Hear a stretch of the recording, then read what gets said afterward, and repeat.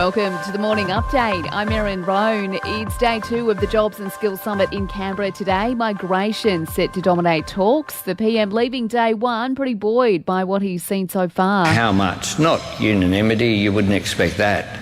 But how much broad agreement on the stuff that really matters? Defence Minister Richard Marles has met with his French counterpart in a bid to strengthen defence capabilities in the Indo-Pacific. The minister says he wants their relationship to move forward after the controversial scrapping of a $90 billion submarine deal with France last year.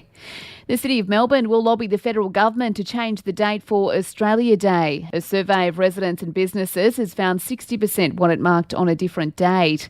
To New South Wales and an ultimatum for the rail union in a bid to end the ongoing industrial dispute. The state government vowing to rip up a $1 billion offer to upgrade the embattled intercity fleet if strike action isn't called off by the close of business today.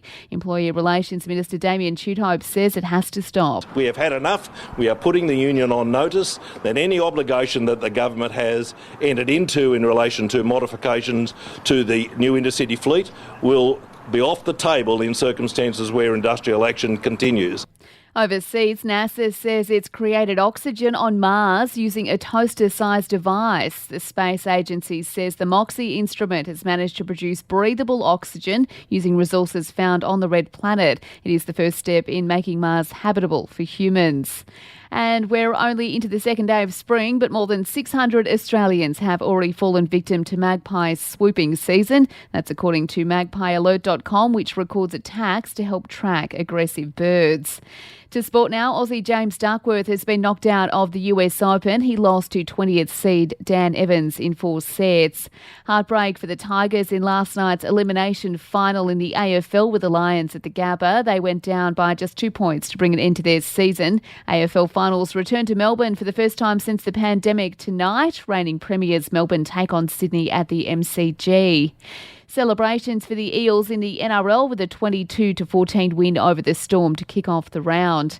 And for even more sports news, make sure you check out the Sports Update. You'll find it wherever you're listening to this show.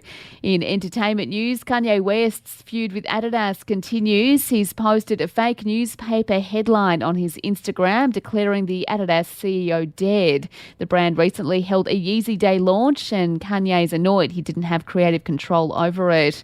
And Lindsay Lohan has signed on for a new rom-com for Netflix, part of a 2-movie deal. She's set to star in a film called Irish Wish. Another project, Falling for Christmas, will premiere on the streaming service next month. And that's the latest from the Nova Podcasts team. We'll see you later on for another episode of The Update.